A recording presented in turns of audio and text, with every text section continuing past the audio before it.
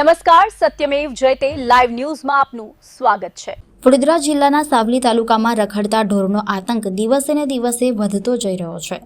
સાવલી વડોદરા મુખ્ય માર્ગ પર બે આખલાઓ વચ્ચે થયેલા ધમાસાણ યુદ્ધના કારણે માર્ગ પર અફરાતફરીનો માહોલ સર્જાયો હતો।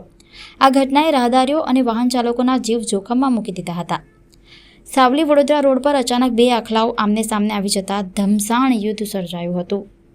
બંને આખલાઓ રોડની વચ્ચે જ બાખડતા વાહન વ્યવહાર થોડા સમય માટે ખોરવાઈ ગયો હતો।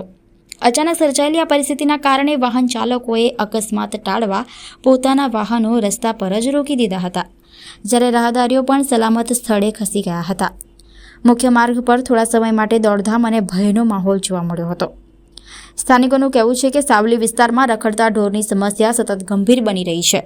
અનેક વખત રજૂઆતો છતાં અસરકારક કાર્યવાહી ન થતાં લોકોમાં રોષ જોવા મળી રહ્યો છે।